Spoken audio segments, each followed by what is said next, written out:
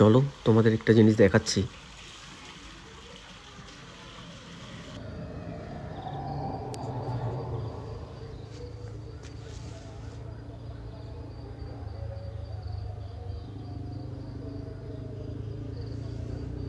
কি দেখলে তো?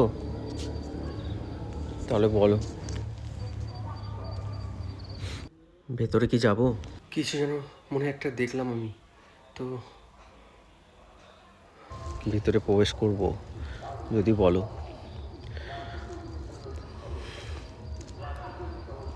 তো বন্ধুরা, গভীর জঙ্গলে কিন্তু প্রবেশ করেছি, জানি না কি হবে।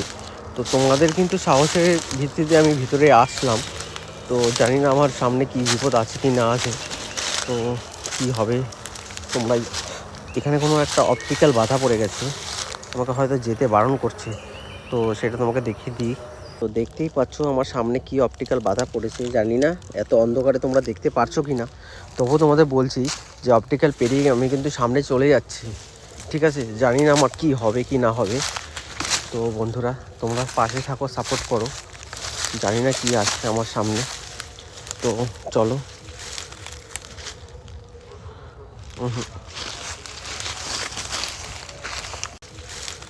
মনে হলো কিছু একটা দেখতে পেলাম। অনেকটা ভিতরে চলে এসেছি বন্ধুরা, কি আছে কি না আছে কপালে কে জানে। কি আছে, একা একা ভয়ও লাগছে, কোথায় চলে আসলাম, সব বন্ধুদের হারিয়ে ফেলেছি। তো এখানে এসে আমি নিজেও কনফিউজ যে কি করব, এদিকেই যাব না ওদিকে যাব, কিছুই বুঝতে পারছি না ভগবান। তো তোমরা একটু সহায় থেকো, তোমরাই আমার ভরসা। আমি কিন্তু এগোচ্ছি আস্তে আস্তে, এগোতে এগোতে সামনে একটি অপটিক্যাল। আরে কাউকে মনে হলো দেখলাম। কি ওখানে? কি আছো ওখানে? কি তুমি? বাইরে এসো। তোমরা বলো, ওই গাছটার পিছনে হয়তো আমি কিছু দেখেছি, তোমরা কি কিছু লক্ষ্য করেছো? আমার সত্যি খুবই ভয় লাগছে যে এত গভীর জঙ্গলের মধ্যে হট করে প্রবেশ করবো, আমি কিচ্ছু বুঝতে পারিনি, যে হঠাৎ করে চলে আসলাম, কি হবে। তো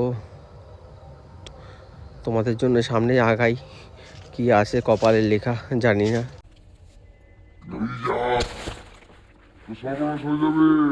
ওরে বাবা, আমার ফোন ফোন কোথায়?